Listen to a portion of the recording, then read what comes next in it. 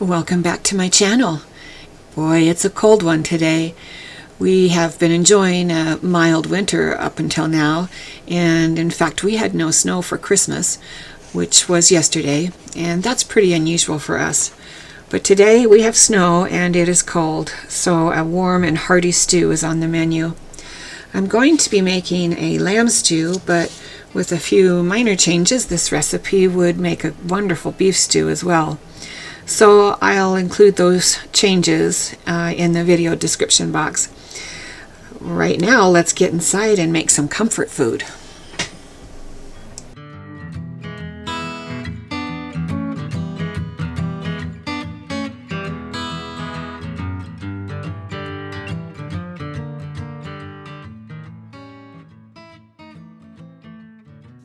Now, this morning,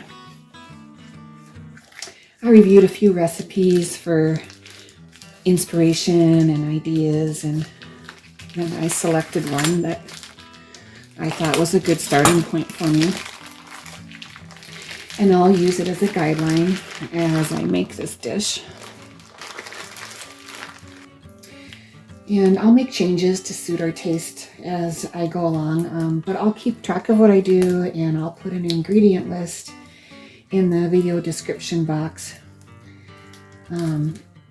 You might have to expand that box to see the recipe. I think you just click on the word more ... which I believe is located on the right side of the description box, and then it'll expand and you'll be able to see the recipe. So there's a few things I do when I cook a dish like this. One is I generally double the amount of the meat that the recipe calls for, and that's just because we like lots of meat and protein in stews and chilies and soups and things like that.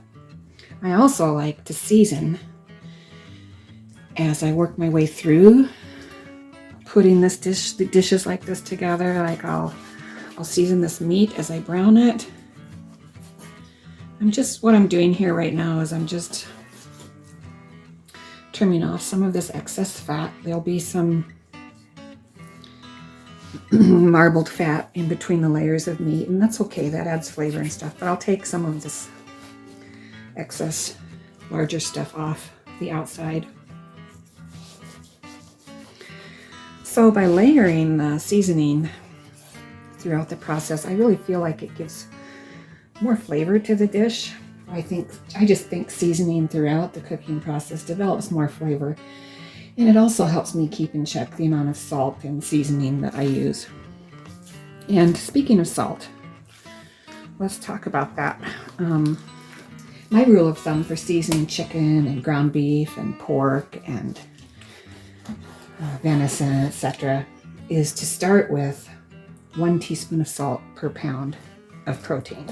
So for example, if I'm making meatloaf and I have 3 pounds of ground beef and 1 pound of ground pork, I would start with 4 teaspoons of salt. And then after I get all the other ingredients in and it's all mixed up, I'll take a couple tablespoons of that meatloaf mixture and I'll fry it up, and I will taste it and make sure that the seasoning is to our liking. And that way, when that meatloaf comes out of the oven, I'm confident that it's going to taste good. I think as you season throughout the process, you need to be tasting and always test it before serving and make those final adjustments. Sometimes after dishes simmer and heat for a while, the flavor changes, and and you might need to adjust something last minute. Okay, so I'm chunking up this leg of lamb into about 1.5 inch pieces of meat. I want this meat to be chunky, and I want it to be tender, but I don't want it to be mushy and not have any texture at all. So I'm gonna go with inch and a half slices.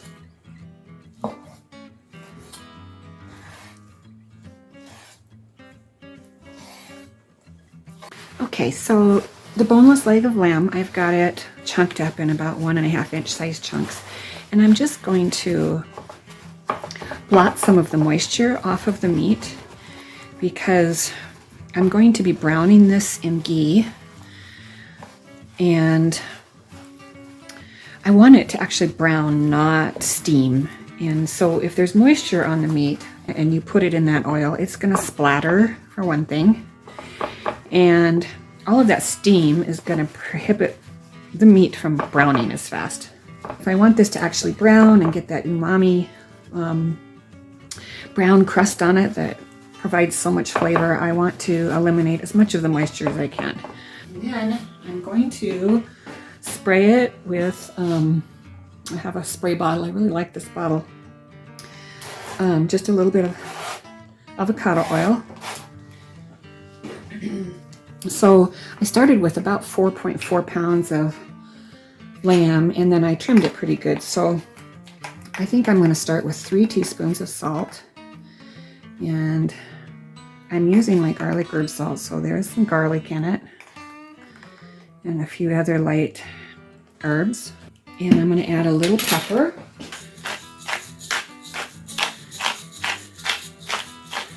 And this is my first layer of seasoning. I am massaging it into the meat. Okay, and now I'm going to take this over to the stove and we'll fry this up in the ghee.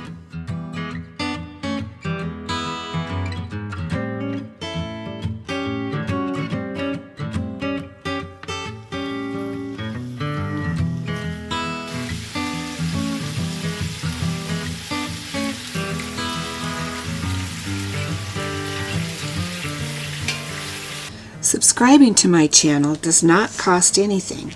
There is no subscription fee or monthly fee or annual fee.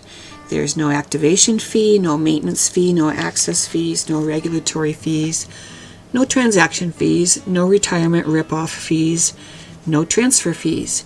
There's absolutely no fees involved in subscribing to a YouTube channel. There'll be no installation and setup fees, no facility fees, no inactive fees. You'll not be charged a handling fee or an origination fee or even a convenience fee. And there's no risk of spam, no junk mail, no phishing. I just learned of swatting calls. There'll be no swatting calls.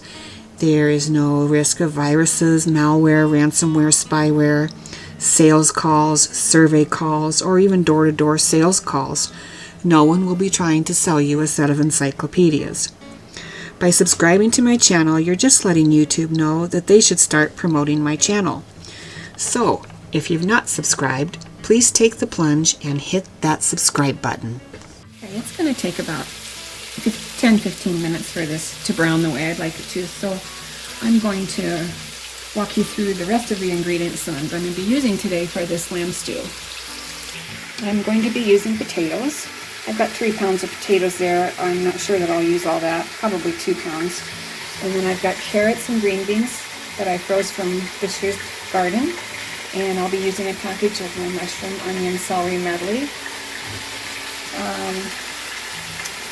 Chicken broth and beef broth that I have made. And I'm going to use a can of diced tomatoes. I've already used the garlic herb salt and some pepper, but I'll be adding some rosemary and thyme and parsley and bay leaf and some more garlic because garlic is just wonderful with lamb. So now obviously the green beans and the carrots and my mushroom, onion, and celery medley, they're all ready to go.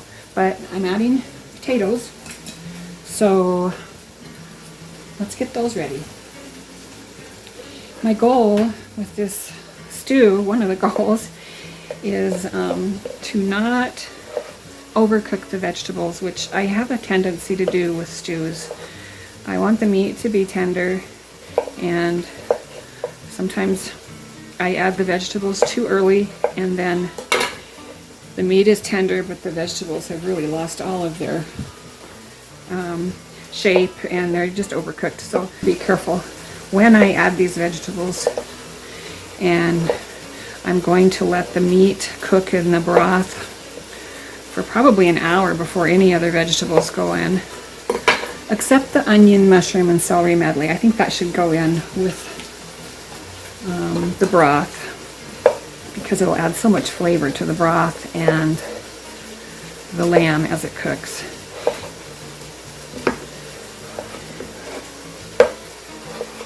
Potatoes are ready, and that's really all I have to do for any other prep for this dish. Okay, the lamb is getting some beautiful color on it, so I'm now ready to add the flour, which will make a roux and thicken up the broth that I'll be adding here next. I've got 2 cups of chicken broth and 2 cups of beef broth going in.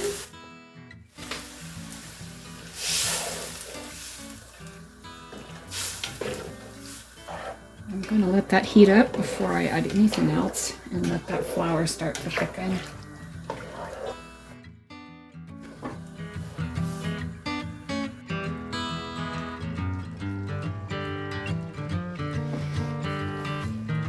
Okay, that bit of flour that we put in there has thickened the broths that I've added.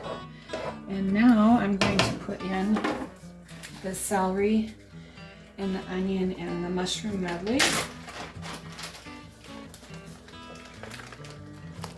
And I'm going to add 1 can of diced tomatoes. A little bit of acidity from the tomatoes will really add nice flavor to the stew. And I'm going to add about 1/2 cup of a red wine, a dry red wine. Maybe just a little more. Also, I'm going to put in the parsley and the rosemary and the thyme.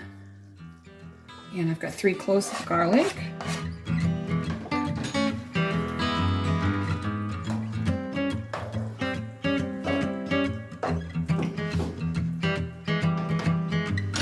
And a few bay leaves.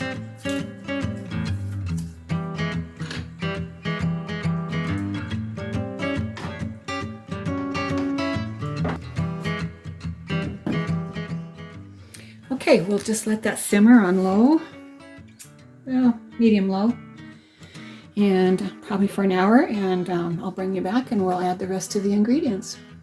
Okay, while the lamb is stewing away, it's got about 35 more minutes, and then I'll check it for tenderness. And while it's cooking, I thought I would get this almond tart in the oven. That's what we'll be having for dessert tonight. I'm also going to make a batch of blue cheese dressing. We'll have a simple salad to go with our stew and a side of fresh bread. So after I get this almond tart in the oven, I'll make that dressing and then get some bread going, and then it will be time to finish that stew up.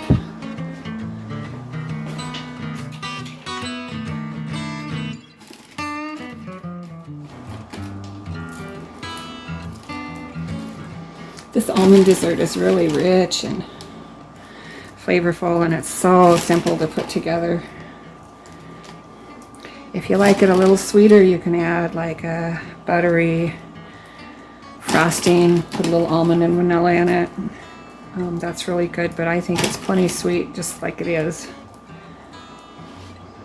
Okay, into the oven this goes. The lamb has been simmering in the broth with the mushroom, onion, and celery medley, and a little bit of wine and some herbs. And it's been simmering for about an hour, so let's taste it and see if it needs any more seasoning. This will be the second opportunity to add seasoning if we need it. And the only thing it needs is a little more pepper. It's got plenty of salt and lots of wonderful flavor. So at this point, I'll put the potatoes in and get them going. The carrots and the green beans have been blanched and then frozen, so they already have a little bit of cooking time, and they will cook quicker than these potatoes. And again, I want my vegetables to have, not fall apart. I want them to be done, but I don't want them to be too overdone. So I'm going to get these potatoes going and get them started. Then I'll add the carrots, and 5 minutes before we serve, I'll add those green beans and test it again for seasoning. Oh, doesn't it look beautiful? Yes, I'm really happy with the thickness of that sauce too. It looks wonderful. So while that was cooking, I did get that almond torte done, and it is now out of the oven. That'll be our dessert tonight.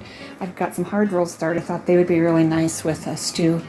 And I did get the blue cheese dressing and green salads made. Okay, so let's put the potatoes in.